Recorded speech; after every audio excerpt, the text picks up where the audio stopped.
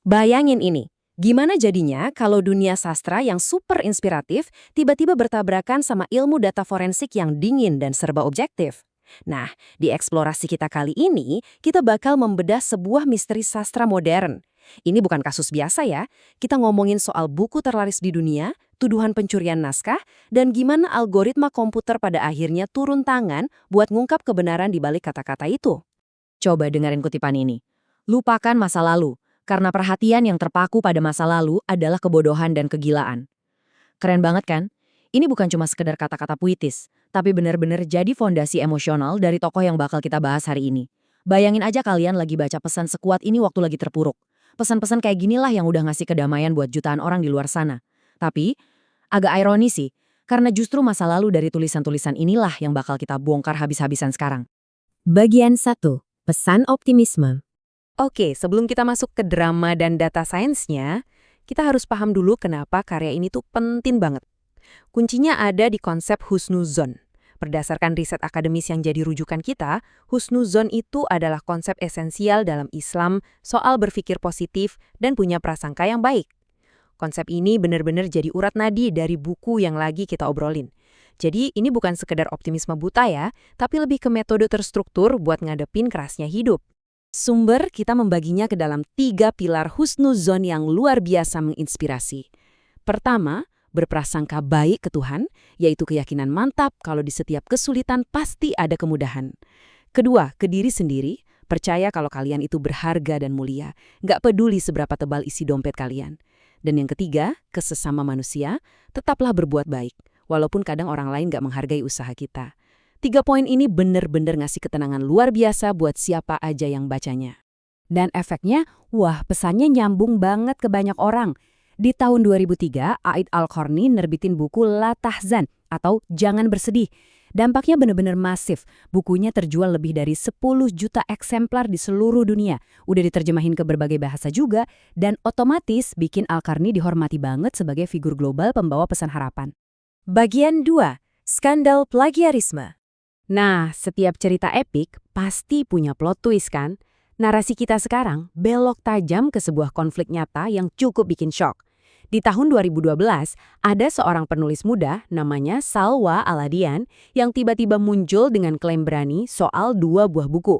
Buku pertama adalah milik Salwa sendiri yang berjudul Begitulah Mereka Mengalahkan Keputusasaan. Dan buku kedua adalah buku lanjutannya Al-Qarni yang berjudul Jangan Berputus Asa. Salwa ngeklaim kalau cerita-cerita kesuksesan, bahkan sampai ke bagian pendahuluan di bukunya Al-Qarni itu, hasil curian dari karyanya. Mari kita bedah konfliknya senetral mungkin ya. Salwa bilang dia udah kerja keras banget ngumpulin cerita-cerita itu dan nulis pakai gaya bahasanya sendiri yang menurutnya diambil gitu aja secara mentah-mentah. Tapi Al-Qarni langsung ngebantah. Dia bilang dia nggak mencuri secara langsung, melainkan menugaskan salah satu muridnya buat ngumpulin kisah orang sukses, dan ternyata muridnya itulah yang ngambil dari bukunya Salwa. Gara-gara ini, pecah deh perang argumen yang panas banget di media sosial. Tapi Salwa nggak cuma berhenti di debat online. Dia milih buat percaya sama sistem peradilan dan bawa kasus ini langsung ke meja hijau. Dan pada akhirnya pengadilan ngeluarin keputusan.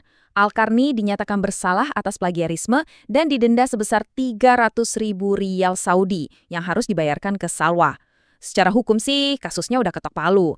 Tapi buat para ilmuwan ada satu pertanyaan gatel yang masih nyisa. Kita bisa nggak sih ngebuktiin pencurian ini murni pakai matematika? Bagian 3. Ilmu stilometri. Sekarang kita pindah dari ruang sidang ke laboratorium. Kenalin komputasi stilometri. Simpelnya, ini adalah penerapan metode komputer buat ngukur dan menganalisis gaya bahasa unik dari seorang penulis. Coba anggap ini kayak tes DNA, tapi khusus buat kata-kata. Sama kayak kita yang punya sidik jari fisik, penulis itu tanpa sadar ninggalin sidik jari linguistik di setiap pilihan kata, pola kalimat, dan struktur bahasa yang sering mereka pakai. Peneliti dari University of Wolverhampton mutusin buat ngebedah kasus ini beneran. Metodenya rapi banget. Langkah pertama, mereka ngeekstrak kata-kata yang paling sering muncul dan potongan kata yang unik dari kedua penulis.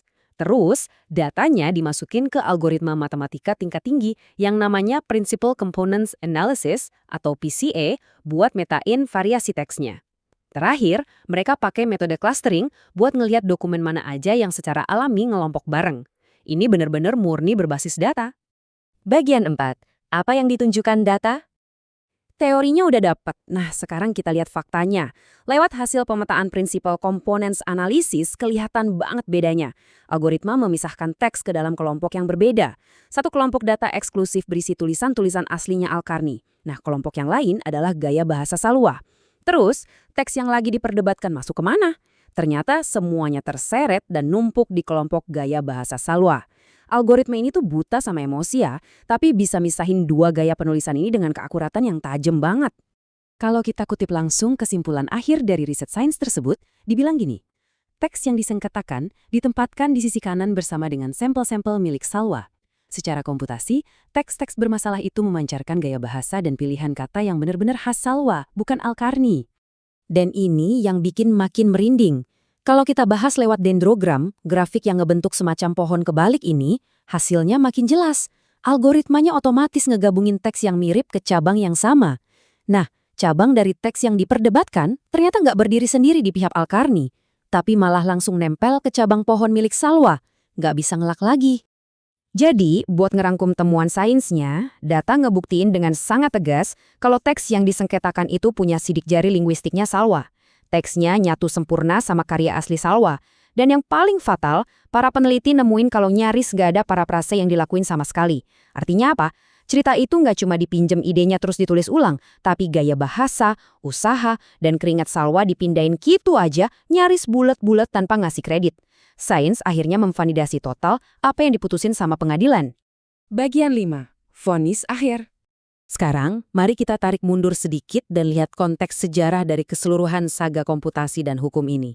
Karena berdasarkan catatan hukum, ternyata kasus Salwa ini bukan kejadian yang cuma sekali loh. Coba perhatiin lini masa ini. Tahun 2003, itu masa kejayaannya lewat pesan-pesan inspiratif. Masuk tahun 2012, keluar vonis bersalah soal penciplakan karya Salwa Aladian. Maju ke tahun 2018, pengadilan balik ngejatuhin hukuman buat kasus ketidakjujuran akademis yang sama sekali baru dan kali ini ngelibatin karya seorang penulis Suriah. Di insiden tahun 2018 itu, ahli waris dari penulis Abdel Rahman Rafat Pasha berhasil menang di pengadilan melawan Al-Qarni. Dia didenda total 150.000 rial. Alasannya? Karena dia ngebacain paragraf-paragraf spesifik dari bukunya Pasha di sebuah program televisi, dan lagi-lagi tanpa ngasih referensi atau kredit ke penulis aslinya. Kasus kedua ini nunjukin kalau ada semacam pola sistemik dalam cara dia mengelola sumber atau kekayaan intelektual orang lain. Dan semua rentetan kejadian ini nyisain kita sama satu pertanyaan pamungkas yang benar-benar bikin mikir. Kalau ada sebuah buku yang lewat pesan indahnya sukses bawa cahaya dan optimisme buat jutaan orang yang lagi ada di titik terendah mereka, tapi di saat yang sama, data forensik dan pengadilan ngebuktiin kalau sebagian dari teks penyembuh itu hasil curian, terus gimana cara kita ngukur nilai sejati dari karya itu? Apakah niat baik dan dampak positifnya bisa menghapus metode yang salah saat pembuatannya? Atau justru integritas intelektual itu harga mati yang nggak bisa ditawar? Coba kalian pikirin baik-baik. Terima kasih udah ngikutin eksplorasi kita kali ini, dan jangan pernah berhenti buat kritis sama dunia di sekitar kita.